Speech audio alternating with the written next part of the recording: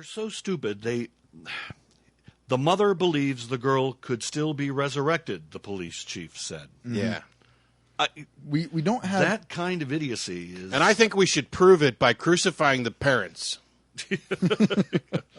Yeah. They didn't take their other kids away. I know. Because they decided that there Now- was no danger to them. Right. until they get sick. Until they get sick. And as soon as they get sick, then they're in danger. The parents told the investigators their daughter last saw a doctor when she was 3 to get some shots. The girl had attended public school during the first semester, but didn't return for the second semester. She was being homeschooled. Yeah.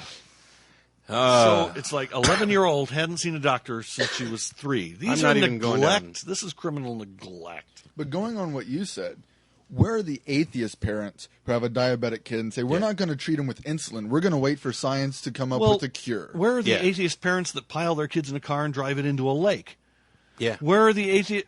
I don't hear these stories. There are no atheist parents who cut off their kids' arms. There are no atheist parents who refuse medical treatment, hoping for some magical solution. There are no atheist suicide bombers who fly planes into buildings. And you know, the reason we know that is because if there were, boy, would we hear about it. You bet.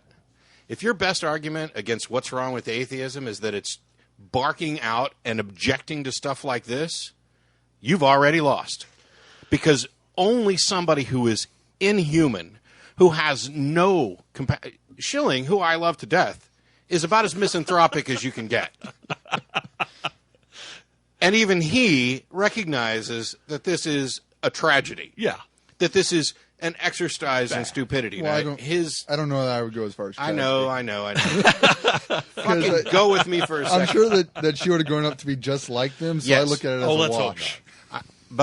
And that's the difference. Is I'm not sure that she would have. Yeah. Because people can Can't change. say. That's speculative. People can break away from their beliefs. And just because that you've been in this type of situation doesn't mean that you have to repeat the mistakes of your parents. Now, I was talking Just about makes it this, harder to get out. I was talking about this story with Jeff, and he was noticing something in the news reports on TV, like CNN or Fox News. Right. Yeah, I have Where mixed feelings about it. The reporter or the anchor person would make a point of saying that this family didn't belong to an organized religion. And in fact, this story says the family does not attend an organized church or participate in an organized religion. They have a little Bible study of a few people. And they bring that up, and Jeff suspects it's to insulate organized religion from this kind of crap. Potentially. I see where some of its inclusion could have that as a motive. And I think that but might it's also, be a lot of it.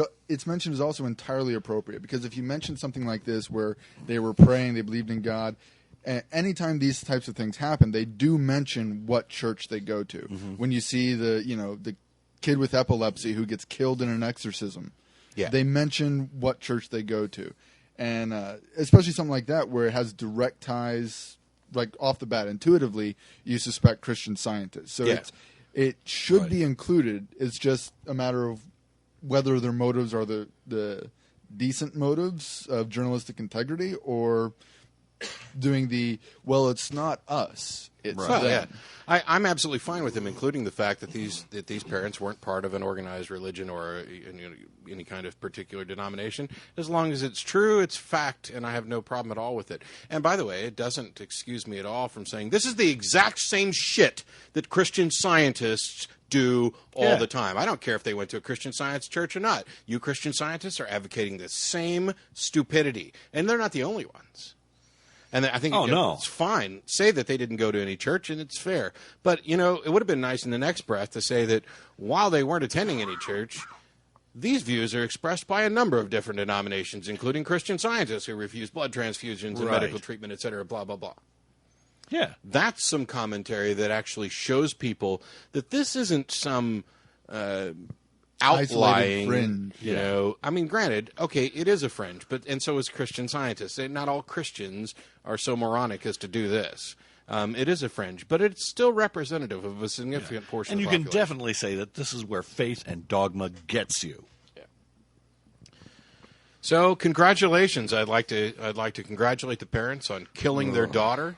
Man. To borrow a sentiment from Schilling, you may have saved her from becoming ignorant, immoral pricks like yourselves. But there's a chance she could have escaped. On the other hand, you cost yourself a daughter, and who knows, maybe she would have been the one who'd come up with a cure for cancer. Maybe she'd have grown up in this environment where she was denied medical treatment and rebelled against it and decided to learn everything that she could about medical science and come up with cures for all of us. I guess that doesn't really matter to you, since you wouldn't take those cures either. You are evil. The religion you adhere to is evil.